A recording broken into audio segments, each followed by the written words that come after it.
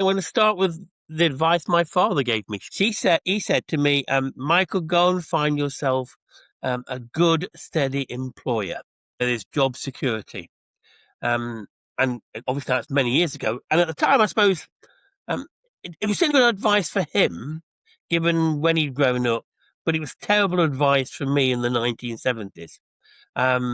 Why do people cling to it? Because I think a lot of people do want job security. They want an organization that's going to guarantee a revenue. And maybe there was a time when employers were paternalistic and they thought their employees were really important. They looked after them.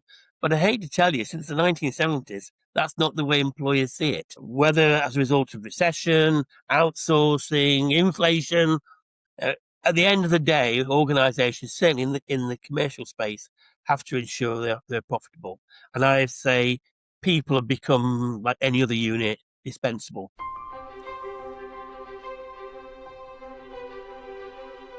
So I'm defining a portfolio career as some remunerated work, putting something back, and then lastly, time for me.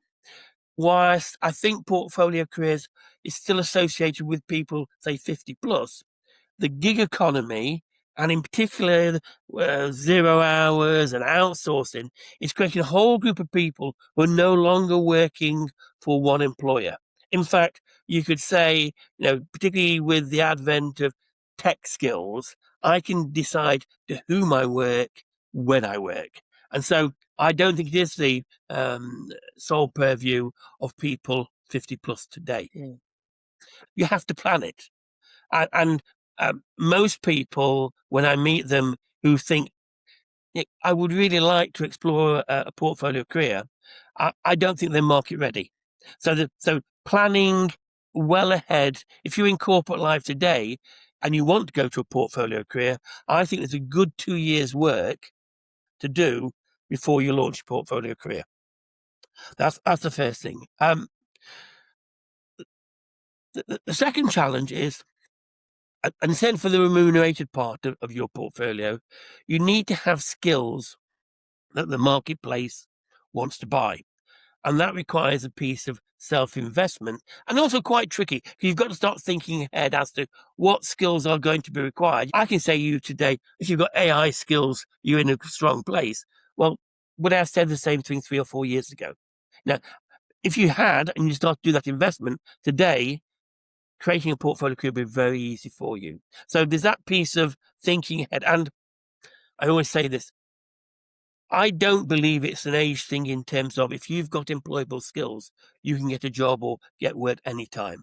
But as we get older, we do tend to invest less in ourselves.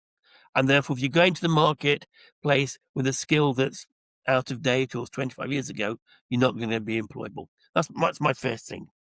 The second thing, and you won't be surprised to hear me say this, have you invested in your network? The way to get business and create remunerated work as a portfolio worker is through your network. And I repeat, most people coming to the marketplace haven't made that investment. And then I suppose the next step you have to do is you need to tell people. It sounds very obvious, but there's a whole series of self-promotion and branding. I always say to people, because the obvious case is, well, I've not spoken to this person for 15 years or whatever. And then I always say, well, but if they called you up and said, can we have a coffee because I'd like some advice, would you put the phone down on them? Well, of course I wouldn't. Well, but you're right. There is a natural reticence to ask, because they're going to know what I'm going to ask. Well, yeah, but so long as you like them and they like you, why wouldn't you want to reestablish contact? I tell people how to download from LinkedIn your connections.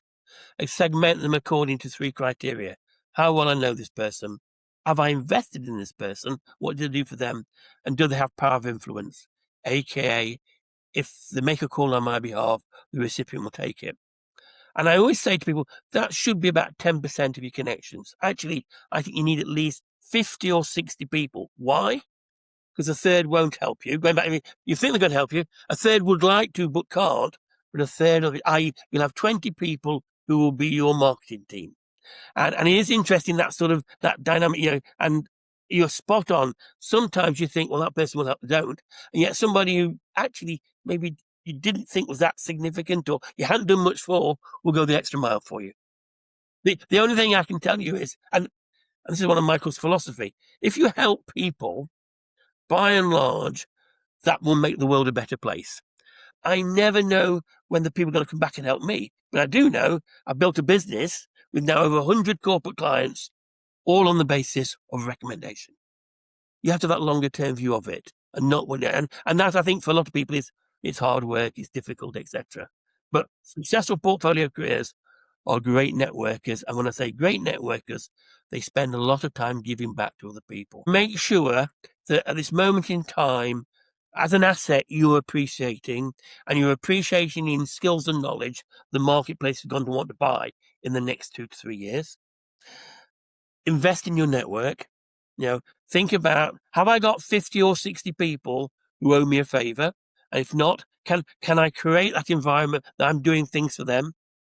And then thirdly, tell your network of your plans. And again, I appreciate it's talking to people about what I'm going to do in 2 to 3 years' time, particularly if you think it's going to undermine your place in the job, is a bit scary for people.